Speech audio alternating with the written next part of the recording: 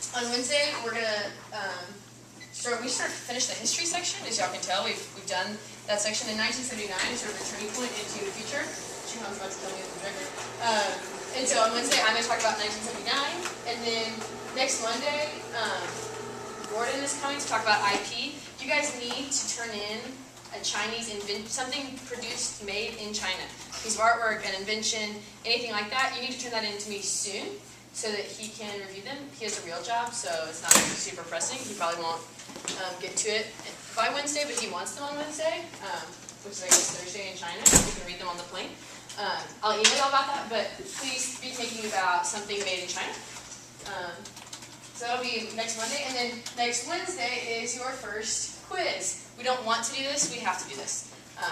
You have to pass with 75% passing. You have to pass. Please don't fail it. Please. Like, I can't express to you enough how miserable that will be. I'm going to write the quiz in the next couple days. We will give you as explicit of a study guide as we can that is in keeping with my conscience. That being said, please pass.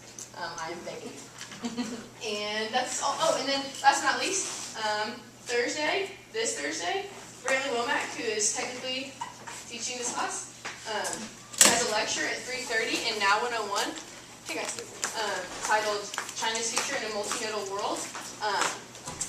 If you know in advance that you are going to have an excused absence, if you are going to be like out of town for job interview or something like that, we'll help you like make up those absences by writing a paper, something like that. If you go to this, you don't have to. This is not for unexcused absences, but for excused absences, you can go to this, and it should just be interesting in general. If you want to go on Thursday at 3:30, we don't require it because I'm sure some of you have class Thursday at 3:30. So, any questions about the board before Shuhan talks about having smoothest transition of all time? Charlie. What's the deal with the Thursday thing? Are we supposed to go to that? Or? If you want to. Or you know you're going to have an excused absence. If you're like, okay, for instance, for me right now, I'm going to miss this class, a couple times over the rest of the fall for job interviews. If I was a student enrolled in the class, like, we'll get you all to, like, for instance, John had to miss a couple classes. And so John's probably going to have to give a presentation on something he knows. He knows a lot about China, so that'll be easy for him. But like we would have some of you like maybe write like a one-page paper. So it's not going to be hard, but this would make up for that if you know you're going to have an absence and you don't want to have to present in front of the class or write a paper. And it'll just be interesting if you're enjoying the class beyond just hanging out with me and Shuhan and you actually like China. So, any other questions? No? Okay. Awesome. Well, Andy, over to you. Okay. First of all, wondering if there's any comments or takeaways from Wednesday's class at Central. Anyone has any comments on the food, the table etiquette that we talked about, and just generally the experience? Any comments? No. Did you guys still like the food? Okay. How close to authentic Chinese food was the food? So basically 50% of the food was authentic Sichuan food, and then 50% was kind of Americanized. So like sesame chicken would be Americanized, and then the Golden Mountain chicken would be authentic. Yeah, but we had both, just in case people don't like the authentic ones. All right, so today we're going to talk about Chinese international students in the U.S.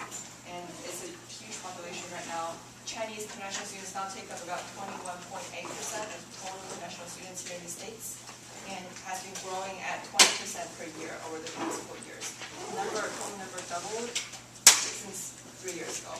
So, for example, my class, fourth year class, we have around 50-ish Chinese international students, and the first year class right now they have around 150-ish. So it's right now. And then we're going to talk about sort of where they come from, where are they studying here in the U.S., and then what are the differences between their education system back in China and here, and how are they adjusting to the new system. So first of all, just kind of a brief introduction. So the Chinese international students here can be separated into 3 different population groups. So the first one being Chinese students who just finish elementary school up until high school, and then directly apply to be in colleges and universities here. So I belong to that category, and that takes up about 40% of the total national students. And then the second group would be they finished elementary school to middle school, and then they went to Singapore to finish their high school portion. So it's 4 years in Singapore. Then they apply to the United States. And What's Singapore? Singapore? It's a country. Yeah, you gotta tell me what it is. Some people think it's in China. Okay. Well, Singapore is well, there are a lot of Chinese people in Singapore for sure, but it's definitely a separate country. And then I think it's more to the tropical area. So like on the map, it's kind of like down below. And then so their government has a program which they offer full scholarship for students to study in Singapore. Their hope is for people to finish high school and then stay there for the university. But a lot of people switch over to the States after high school. And then they would offer girls citizenship after high school, and not for guys for some reason. So like a lot of guys switch over, and girls too. But so they offer full scholarship for primarily Chinese students in the south part of China, and then I'd say less than 50% stay in Singapore. And some people switch over to States, some people switch over to Britain, and then other countries around the globe. So that takes up about 40% of the total international students population. And then the third portion would be around 20%. So Chinese students who finish middle school and then went here for high school and then applied after high school. And that can range from 1 year to 4 years. But they had experience here in high school and before they applied. So that's pretty much the three different sources. What was the first one? Sorry. You got it. The first one is finish high school in China and then apply to the United States. For your category, did you personally take the Chinese college entrance exam, the crazy one? Yeah, I took it. Well, a lot of people don't take it just because when they have offers, they don't feel like studying anymore. But I took it because I want to get the full experience of being a Chinese student. Like that's the thing that you don't want to miss as a Chinese student. That's like one of the most important milestones in your life. Yeah, when you have the experience, you have so much to talk about with your peers, which is sad, but that's like an experience. So right now, I want you guys to talk to neighbors about sort of what you think are the reasons why Chinese students go to States for college, and then kind of what's your impression of Chinese students? So for example, what do you associate Chinese students with? Like certain words and whatever phrases that you want to describe Chinese students for like 5 minutes. Talk to your neighbors.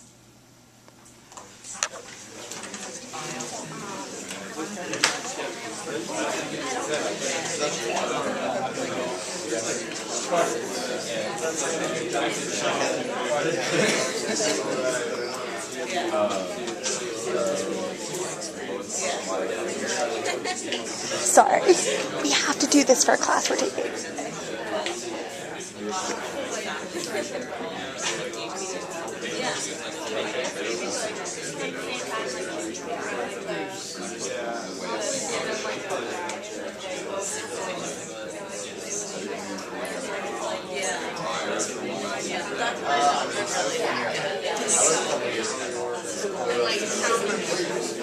And like there are all these like, and they're obviously like all completely government organizations because there are all these opportunities. Nothing real serious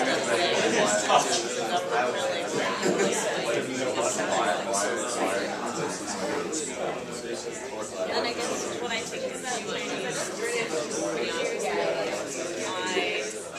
I think a lot about kind of like so when you have that many people charged one place that's not where they are, like there's so much it's really, really nice like for me because it's easier to have to speak they had common experience. Whereas like even so have to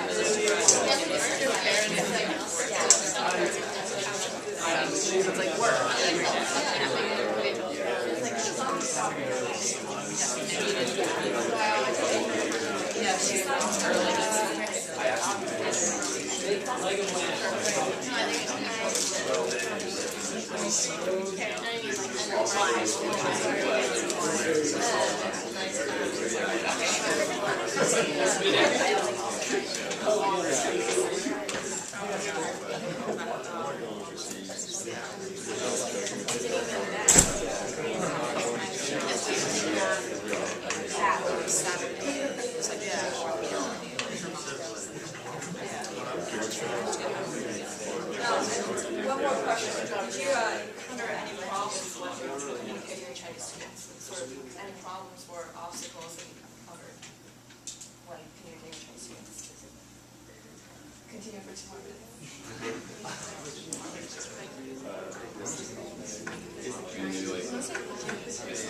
I don't mind like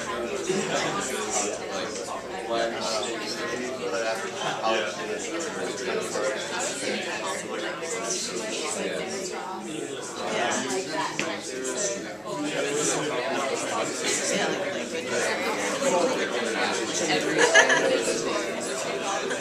We had this call last year where we were talking about like special loads for finding that. She was looking to figure out whether or not she was like, she was like, are you even there to figure out how to practicing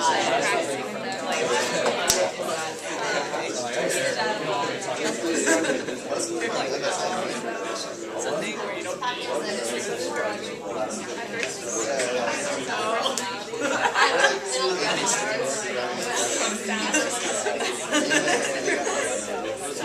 it's like they're horrible things are like you don't need to get this. Yeah.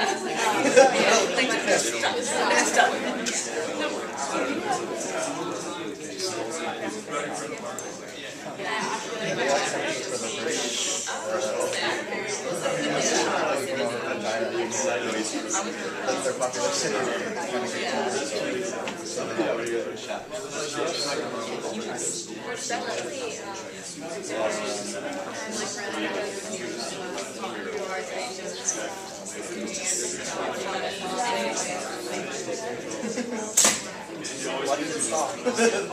Writing is always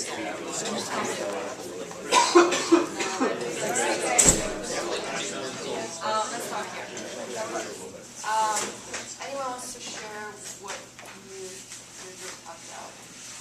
Sort of, do you want to share anything about it?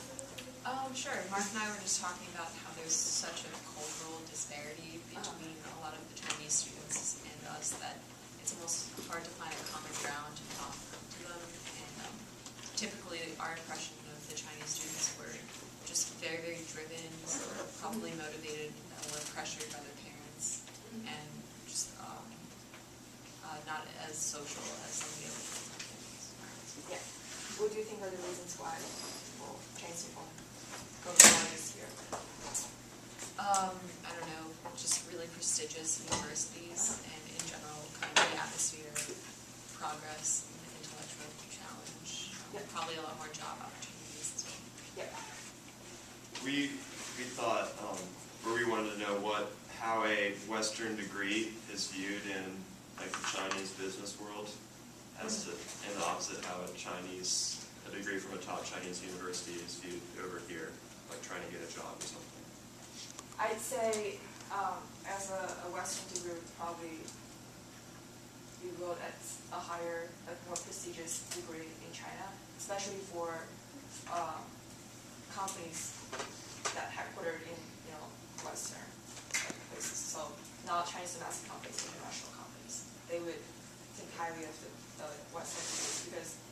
comes with, more extracurricular activities, more, just different classes, and more freedom of choosing your own classes and all that. But I'd say top universities in China, especially their science degrees, they have really high prestige here as well. Sort of going off of that, I was curious as to why we don't hear much about students trying to go to China for school, international students seeking out education in China. You mean non-Chinese students educated in China? No, I mean students outside of China seeking education from China. Yeah, I'd say it's because, well, the language is definitely a huge barrier because not all universities, well, actually, really only a few universities can teach classes in English or more internationally acceptable languages. So you really have to be really fluent in Chinese to understand what they teach in class, which is a bummer. So, for example, I'd say I have a lot of friends who go to Chinese universities, and according to their experience, only English teachers know how to speak English, explain their subject in English. Say physics teachers, they may know a ton about physics, but they don't know how to say it in English necessarily. So they can't convey that message to international students.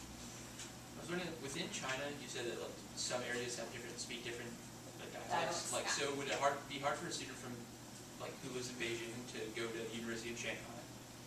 It's usually okay because professors are required to speak in Mandarin when they teach in classes. Some don't, but they're usually professors in their 60s or 70s. They can't switch as fluently as possible.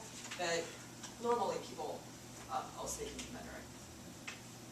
Is it standard to learn English in elementary, middle, high school in Good China? question. So for my year, we started learning English in high school. So I started when I was 15 years old. But for people who are now, I guess, who are 4 years younger than I am, they started when they were in middle school earlier or elementary school. And you don't need to learn English in class necessarily because there are a ton of outside classes you can go to, and parents will push you to you have to do math or English or something else or music, but you have to do one of those to be more competitive from the beginning. So when is the decision generally made, like going to an American university versus like a Chinese university? Do you strive for that earlier on and then have to take outside English classes? Or? So we need to take SAT like everyone else does, but SAT is only offered in Hong Kong, so everyone from mainland China has to fly all the way to Hong Kong to take it. And then it's just really, because the test will always be in the mornings, and then just, it's kind of stressful for you to go to Hong Kong and take it and you come back. A lot of people go multiple times, so to take SAT 1 and 2, you have to go 2 separate times. So does that mean you need to have a certain amount of money or be in a certain class to go to university? Okay. Exactly. You have to be able to afford at least the travel expenses to Hong Kong, if not the education here. How would a Chinese student decide which university they want to go to? Well, that's a good question. That's actually really case by case. So, for example, personally for me, when I was choosing universities, I've never had, UVA was my first stop. I've never been to the States before, never had any campus visit or things like that. So when I chose, I just based on, first of all, my interest was in theater performances at that time. So I somehow had a contact here, and he told me great things about the drama department here. So that was one of the reasons. And my second reason was kind of arbitrary. I was choosing based on the Chinese translations of U.S. colleges, and Virginia sounded really pretty compared to other universities. Yeah, so I was trying to say, I'm from this university in Chinese, and if I like it, if I don't like the sound, I don't, because when I explain it to my grandma, I won't be able to say Virginia. I have to translate it into Chinese, and then if she didn't like it, she's probably not going to. Virginia in Chinese? Fujiniya. Yeah, it's really pretty. It's kind of beautiful sceneries and trees and all that. And then my second choice would be Princeton. It sounds like a forest, with sunshine and all over. She doesn't mean like the word Princeton to us sounds like forest and like happy trees. Like the Chinese characters that Princeton chose to be their name are like characters that mean like beautiful. Like so Fujiniya is 4 characters and like it means I don't even know what it means. It means like something nice, I guess. Yeah. Yeah. So it's like as a side note, sorry to deviate, but like when American companies and schools go to China and have to name themselves, like just having a straight translation that sounds the same might mean something like really offensive. So like some companies have gone to China and named themselves something that sounded horrible. Whereas like the company like Coca-Cola, when you go there it's Coca-Cola, and that means like It's delicious, like tasty. yes, like slam dunk on the part of Coke.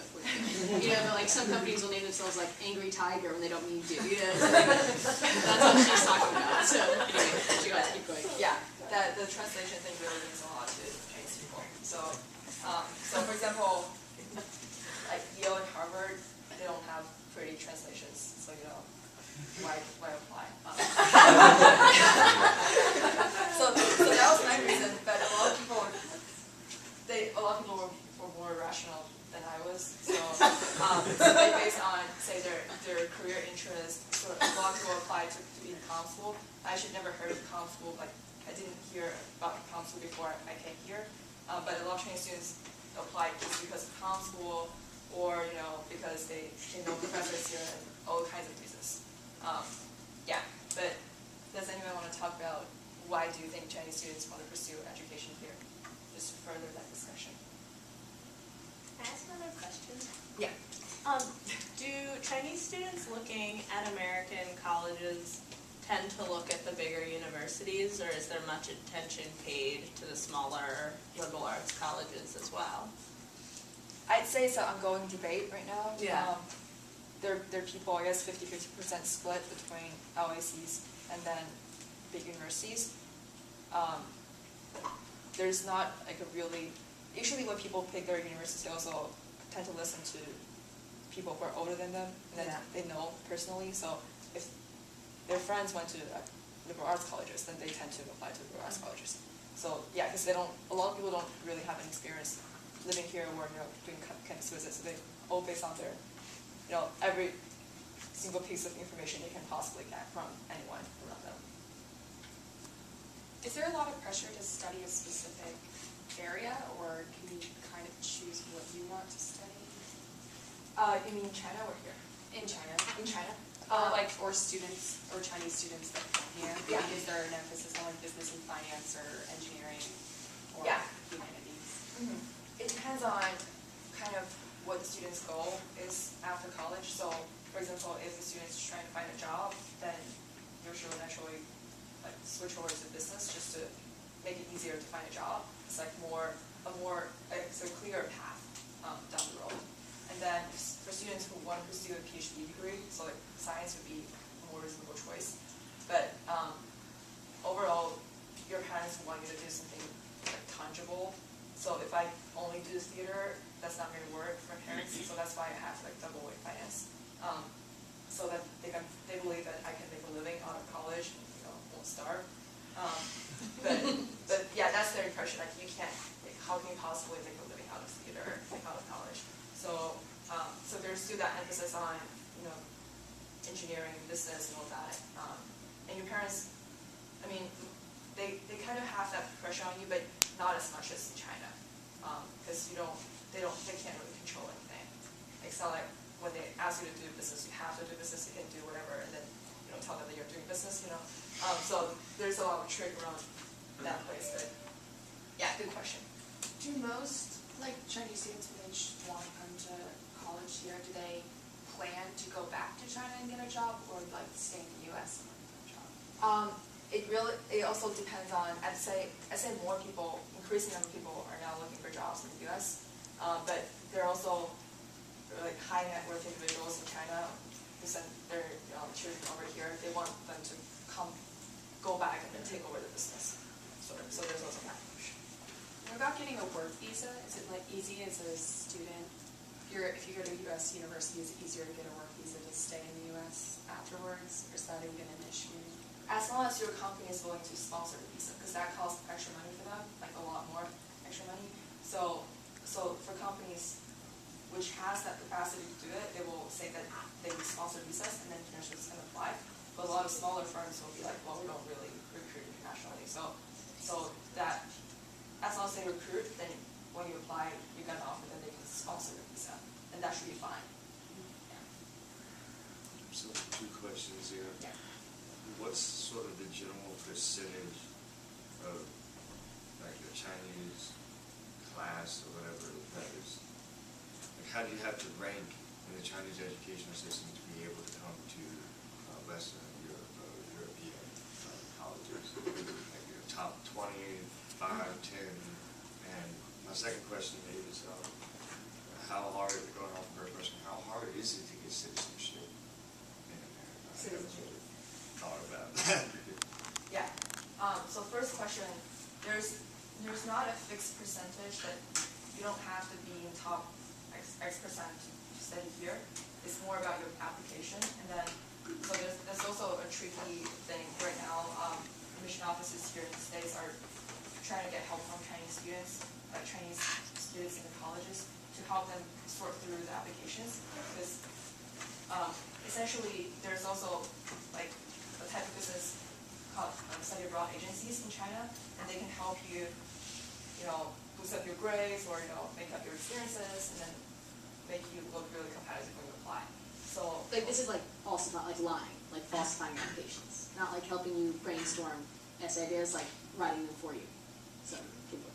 Yeah. So like some of my friends did it. So when you do that, you need to pay like a huge amount of money, but you can't touch your essays because they want to make sure that you don't mess up your essays. So they'll write everything for you, and then they'll give you like an email address and then send it over through that email address. So all the communications with the university officials will be through that email address, and they can monitor that. So you don't like use your pointers to mess up that communication. So things happen. So for example, when I was helping the admission office doing interviews for Chinese applicants, sometimes when I call the number, it'll be directed to an agency, and then I know that the student provided agency number, sort of like that. But it's still ongoing. I mean, the top students who got into top universities like UVA, I'd say most of them got in with their own efforts, through their own hard work. But there's also, even for people who are in Harvard, Princeton, Yale right now, some of them are got it through agency. So that's like the thing that we are trying to solve right now at UVA, at least. The Chinese students are trying to help the admission office to look into the resumes, and we will make the calls ourselves, and we can figure it out if they're speaking about their own experience, or they found someone else to talk about their experiences. And then the same question about citizenship. It's fairly hard. It's just really time consuming. So for me, after I graduate, I need to work for at least 7 years to be able to apply, and it's just like I don't want to stay for 7 years. It's too long. So I guess for people, if you pay a ton of money, you can get it. I think it's just like invest in businesses here, or obviously if you marry someone, you can get it. And then if you, that's pretty much the 2 main ways to get it. But a lot of people, if they're determined to get it, they're willing to stay for 7 years. But like a lot of PhD students, they've already been here for a long time, so it's not going to matter as much. But college students, they're still kind of split between getting it, it's worth getting it or not, and that argument. Are a lot of Chinese high school students in China attracted to the idea of going somewhere without a large Chinese population, or are they looking for large Chinese populations in the States? That's also a debate going on. So there are people who prefer, I'd say parents who usually prefer to go to somewhere where there's a lot of Chinese students. Just like you have a community there, you have someone to celebrate Chinese New Year with. But then a lot of Chinese students also prefer to go to places where there's not as many Chinese students, just so that they can be, the special ones, and then sort of get more authentic experience, I think. Okay. Yeah, but there's definitely a split. I just want to briefly touch on why people want to pursue education here. So definitely, first of all, is the prestige of versus here, and then the freedom of choosing your own classes, designing your own path and major is really attractive.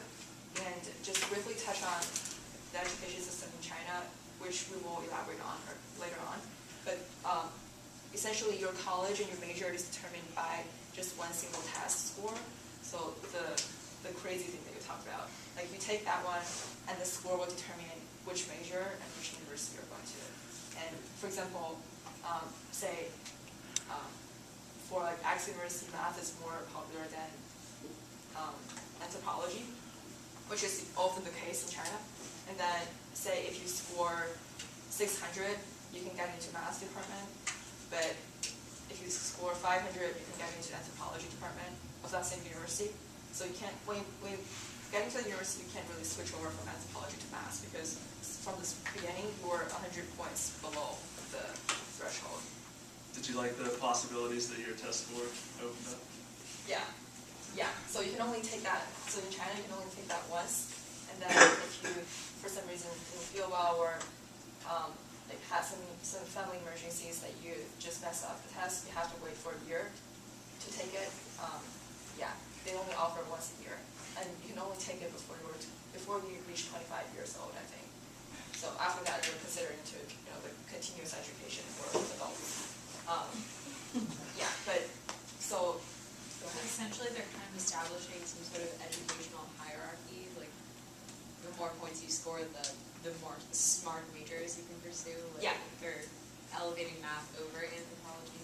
Yes. So in that sense, people who are math majors in that university will feel more privileged than anthropology majors. And then they would say, well, you guys got in with lower scores. We don't play with you and stuff like that. But that's kind of the rationale. So, right now it's like science and engineering and business are the top choices in China for most of the universities. So say if you're majoring in like Chinese, it's not as popular now. And then it's also because now people start learning English at a much earlier stage. So that's why they're more capable of studying here. They have less obstacles at stake. So that's one of the reasons. And then let's talk about classroom now. So what are the differences in, say, a Chinese classroom and a classroom here? Well, basically, the most important difference is that we don't participate as much. Participation is not expected at all. It's kind of distracting for professors if you participate. So you'd better just listen, take notes, and then take down whatever the professor has to say, instead of questioning the professor, which is definitely not polite in like a Chinese classroom. And then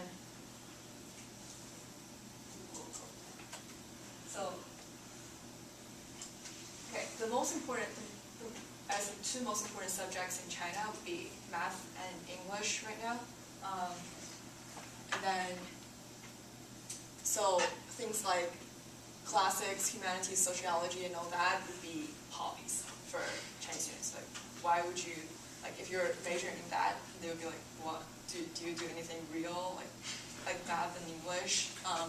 If you're bad at math, you're pretty much screwed, because you can major, so in high school, we have two tracks. You can do humanities and science. For science, you do physics, chemistry, and biology. For humanities, you do history, politics, and geography. You have to choose one of the two. But either way, you need to take math. So math is always there. And I mean, Chinese is also there, but Chinese is kind of your like native language, so it's not as a huge deal. But math and English, you have to take whichever track you choose. So they're the most important things. And it's a lot of people who, well, for example, my high school class, we had 400 students. About 10%, so like 40 students, did the humanities track, and then the rest did the science track.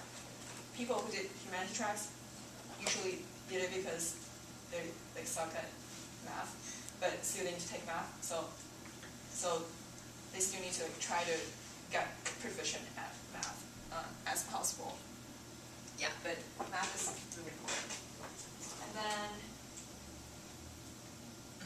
here, a major thing that Chinese students encounter is listening is not enough, because now they're used to just taking notes in class and listening to the professors, but now they need to participate, they need to think creatively, critically, and all that is just not what they were used to be doing. So it's different. And then competition. Chinese students are really good at competitions, because we were used to be ranked by schools, from number 1 to like number 400 in our high school. And then we will have parents' meetings when they disclose. They will give out like a little piece of paper with your ranking on it to your parents. So we're used to fighting for scores, and so cooperation is not like a common thing in high schools or just generally education systems in China. Seminars is kind of a foreign idea. Well, there's not really like a place where you can sort of discuss anything. It's more just like one side listening, and then there are certain classrooms where you can raise questions, but not really like an open discussion sort of thing.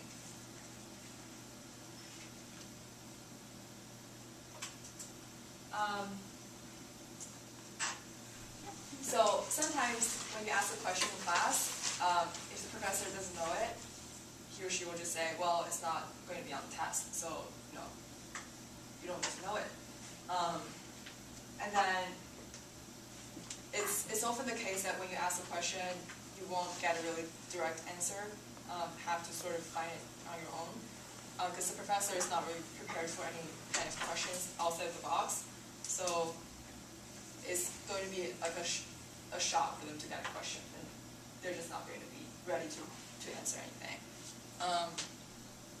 So it's important now in the States for like Chinese students to have their own kind of thinking. They need to process information in their own way and then develop their own understanding of certain subjects, which is different from what they were told to. Because, for example, even for Chinese classes, when we talk about an article in Chinese and sort of what's the author's motivation for writing this article, like what are some implications of this sentence and that phrase, there's also a standardized answer for that.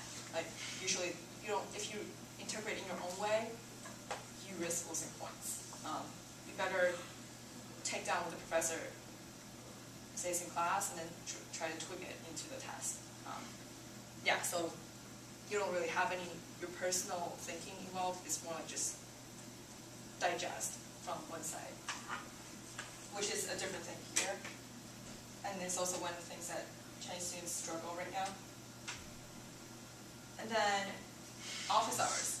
So please see me in my office hours is a really bad sign in China. That means you're like really messed up, you're screwed up, and then the person needs to see you individually and talk about serious punishment and all that. So that's when you go to office hours. Good students never go to office hours. You just learn everything on your own and then be perfect. So teachers don't really have any office hours, and that's the same case with universities in China. It's like university professors, when they finish class, they'll just leave and go home, or go whenever they want. But they have an office, but for example, my friends, they told me they never know where their professors' offices are. Like they've never had any chance to visit the offices in a year. So that's the case. They don't really expect you to see you in offices. But here, it's different. So my personal experience has been really pleasant talking to professors and just hanging out after classes. But that's not the same case with everyone. A lot of Chinese students are just used to not going to office hours, and then they just don't get to know the professors personally. And to me, it's not like a whole experience that they have right now. So we are also encouraging them through different Chinese communities, to try to encourage them to go to office hours and try to create, say, speaker sessions for, like, in some houses nearby for professors and Chinese students to hang out, just to provide that social this fact to outside classrooms. So this is actually similar to what I had in college school, that students stay in the classroom and then professors switch. But it has always been the case throughout elementary school to high school for me, that we just stay in the same classroom, stay in our same seat from say 7 a.m. to 9 p.m. and then professors will switch. And then, there's no need to make up your own schedule. Well, this is different. This is slightly different in college. In Chinese colleges, you have, say, 8 out of your 10 classes will be required, and then 2 you can choose. And the 2 classes will be credit, no credit. So it's not like going to matter at all to your grades, but classes which matter to your grades will be fixed, even in colleges. Because you're in a certain major, and then the major has designed path for you to get that major.